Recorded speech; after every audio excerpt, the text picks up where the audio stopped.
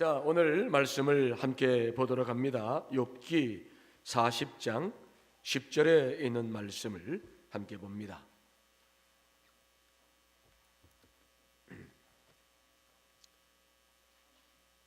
읽습니다. 시작.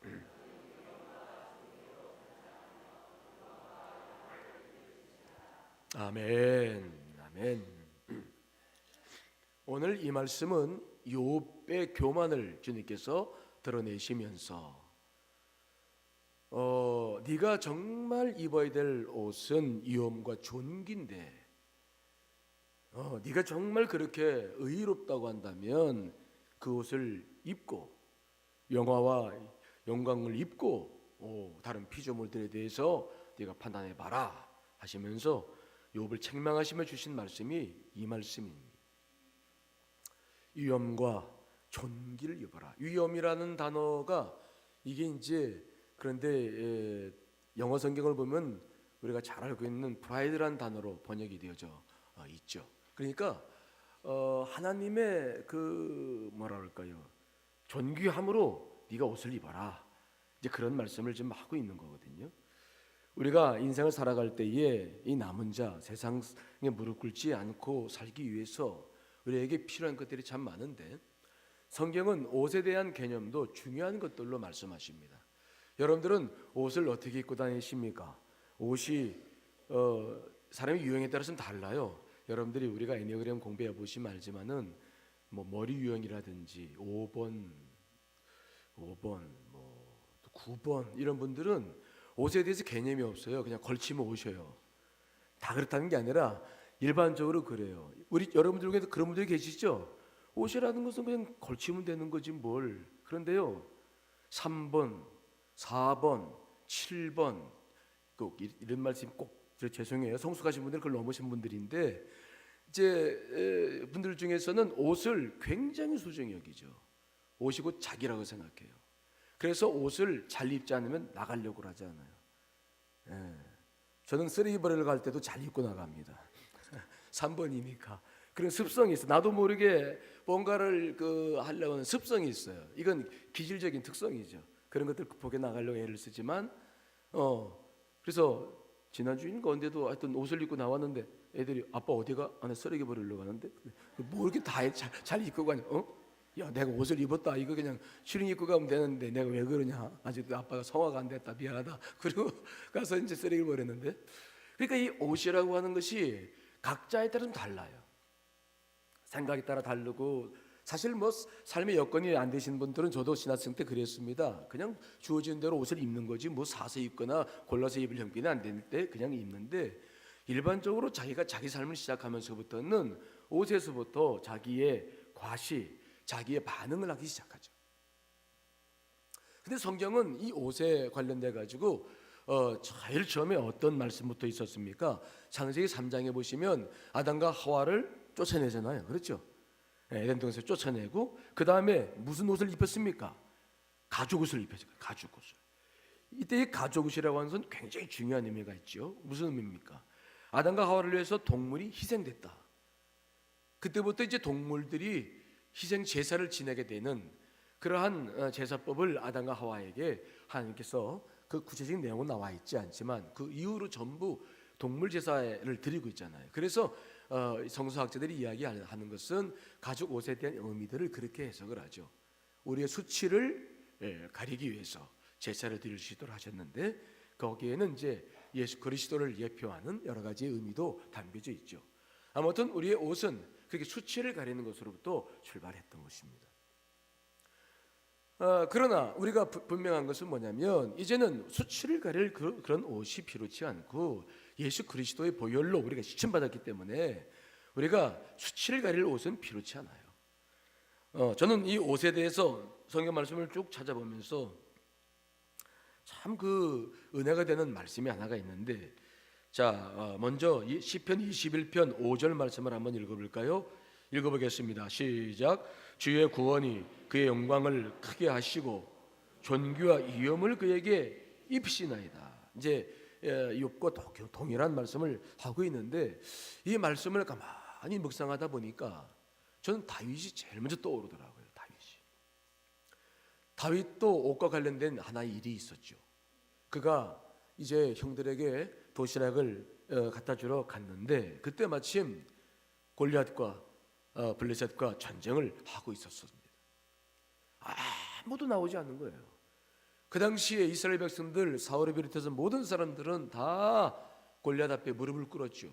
세상 앞에 무릎을 다 꿇었어요. 그들은 골리앗이 소리치는 그 소리 앞에 나와라, 그 소리 앞에 한 사람도 나오는 사람이 없었어요. 다 그들은 세상에 무릎을 꿇었죠. 믿음이 있었으나 믿음이 없었습니다. 아무도 나서지 않았어요. 그때 다윗은 이상히 여긴 거예요. 어떻게 하나님을 믿는 사람들이 이러는가. 그 조그마한 목동 다윗이 그때 내가 나가겠다고, 형들이 막 뭐라고 그러잖아요. 그래도 굽히지 않고 내가 나가겠다고. 아니 하나님이 계신데 참. 그때 사울이 그걸 보면서 또 웃기기도 하고 그 조그마한 그래서 그에게 뭘 줍니까? 자기의 갑옷을 주잖아요. 갑옷이라는 게 뭡니까? 여러분, 이 갑옷이라고 하는 것은 세상적으로 말하면 모든 공격을 이길 수 있는, 화살을 막아낼 수 있는, 왕이나 입을 수 있는 갑옷 아닙니까? 굉장히 소중하고 중요한 것입니다. 다윗이 입어보니까 이게 뭐 잘 받지도 않고 이게 뭐 입어보지도 않은 것이고 이게 필요치가 않았잖아요. 자, 그 말씀 한번 읽어볼까요? 사무엘상 17장 38절로 40절 읽어보겠습니다. 시작.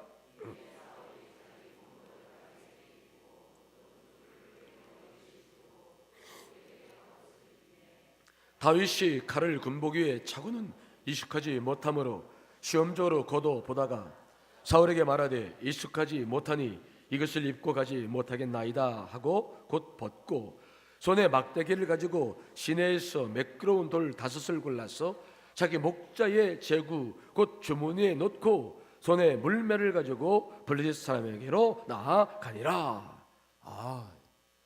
그 세상적인 뭔가 이 방어하는 그런 공격적이고 방어적인 권위를 상징하고 하는 그 세상의 그 모든 것을 담고 있는 왕의 갑옷, 다들 입고 싶어하는 건데 그냥 불필요한 거예요. 입어봐야 이게 뭐 받지도 않고, 입어봐야 이거 뭐 입어본 사람이나 입어보는 거지 그 무게를 어떻게 그러니까 그냥 다 벗어버리는 거예요. 그 얘기 필요한 것은 뭐냐? 믿음의 갑옷이었다. 믿음의 옷. 그래서 그는 다 벗어버리고 손에 막대기를 들고 물맷돌 5개를 가지고 나아가는 겁니다. 골리앗이 보고 막 웃잖아요. 작대기를 가지고 네가 아니 개를 잡으러 나왔느냐? 작대기를 가지고 나왔느냐? 날 모욕하느냐? 막 그때 그 다윗은 아주 놀라운 고백을 합니다. 그 믿음의 고백이라고 하는 것은 정말 주 예수 그리스도로 우리가 승리할 수밖에 없는 사람들이나 할 수 있는 고백인데 참 다윗이 놀랍죠. 자, 사무엘상 17장 15절로 45절로 47절 읽어보겠습니다. 시작.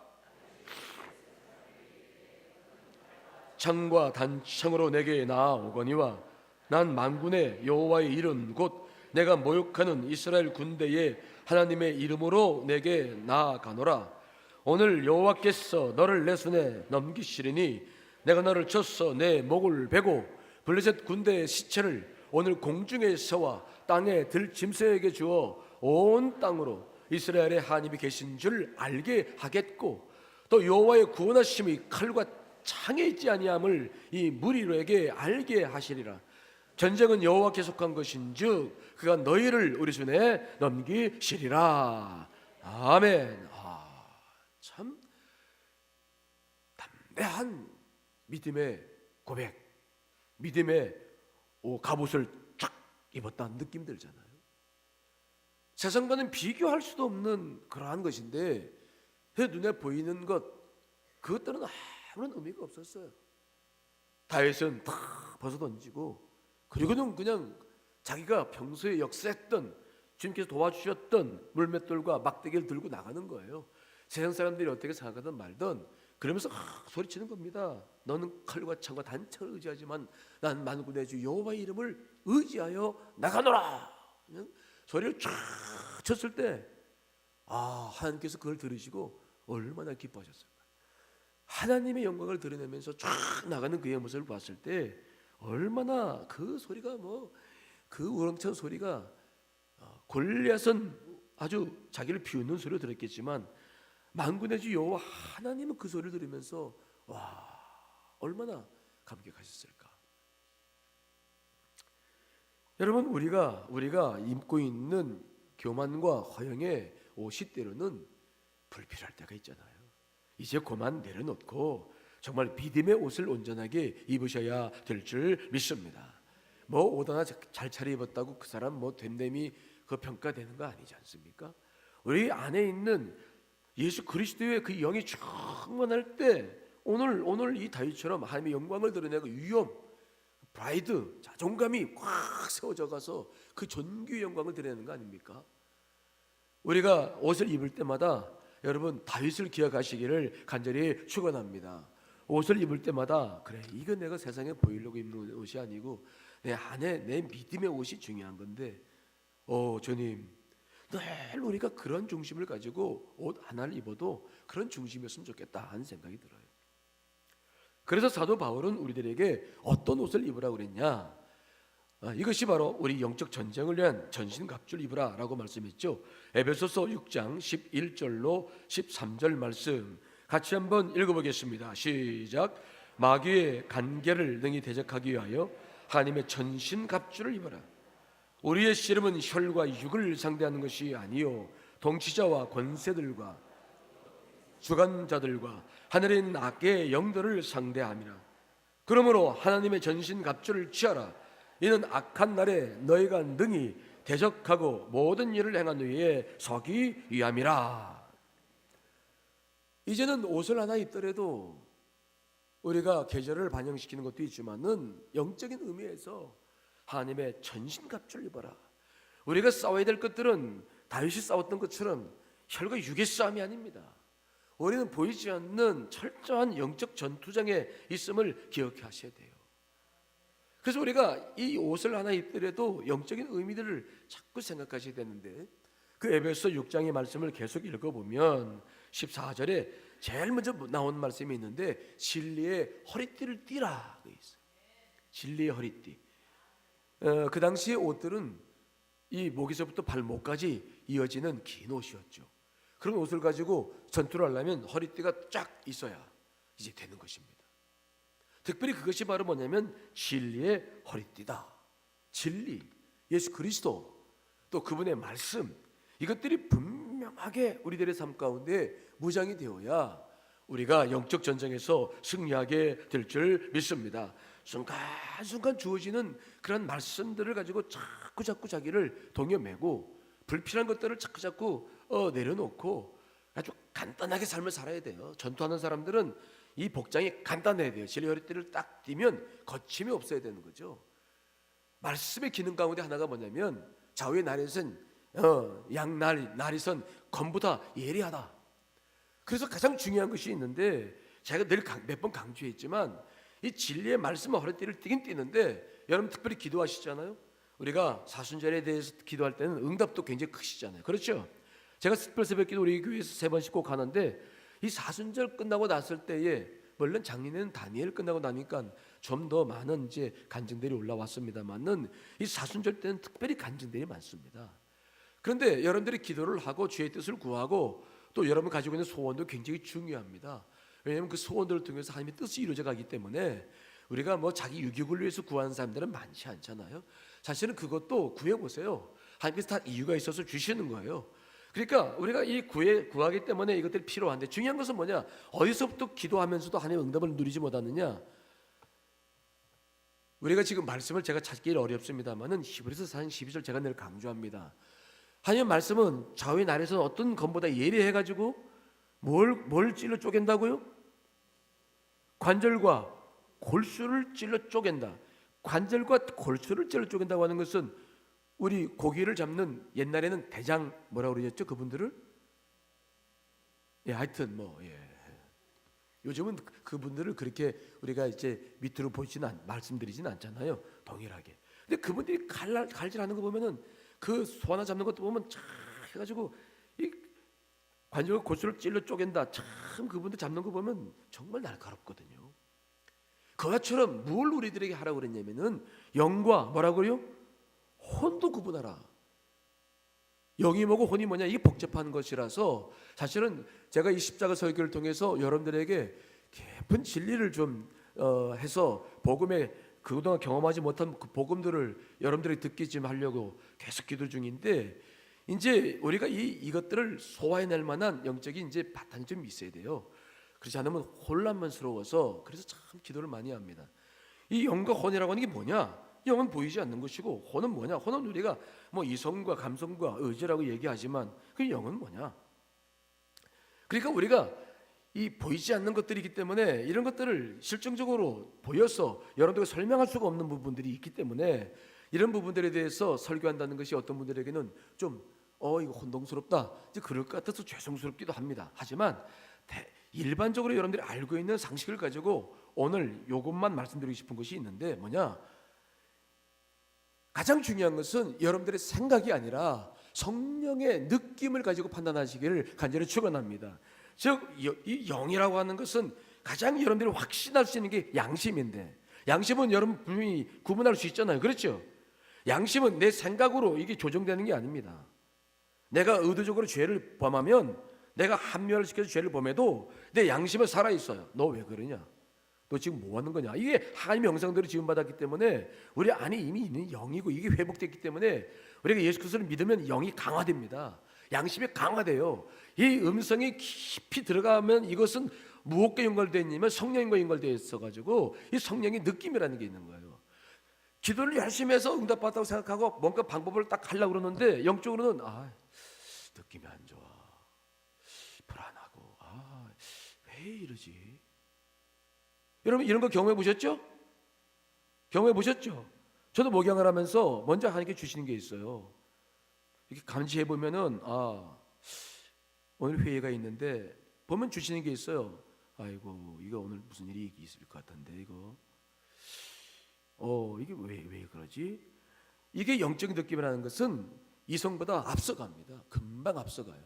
그래서 그 부분에 대해서 깊은 것들을 이제 다루기 시작해야 되는데, 우선 여러분들은 기도하면서 여러분 생각과 방법을 추구하지 마시고 그때 주신 말씀과 더불어서 성령님이 주시는 느낌 가운데 여러분들의 모든 것들을 분별해 나가실 수 있기를 간절히 축원합니다. 그리고 불필요한 것들은 잘라내요. 그래서 자꾸 단촐하게 자기를 만들어라. 영적 생활은 단순화시키는 겁니다. 저도 아주 단순하게 생활해요. 목사님들 뭐 여기저기 모임들이 너무 많잖아요. 안 나가요 저는. 그리고 가지도 않아요. 꼭 필요한 것이 아니면 저는 만나기 어려운 사람이죠. 그렇게 살아야 돼요.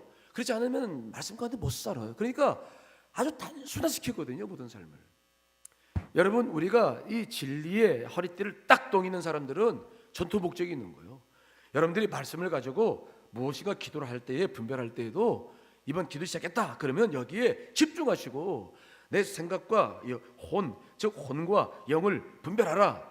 이 부분이 잘 안 되면 저한테 전화를 주세요. 제가 다 설명 못 하니까 상담을 하세요. 그럼 금방 알려드릴게요. 그런데 이게 기도를 하다가 이런 부분들만 몇 가지만 딱 구분해 버리면 분명히 하나님한테 드러나거든요 이게. 그래서 금방 알게 돼요. 하나님이 이걸 원하시는구나. 금방 알게 돼. 어렵지 않아. 그래서 여러분들이 기도 응답을 받는 것도 그렇게 어려운 거 아니에요.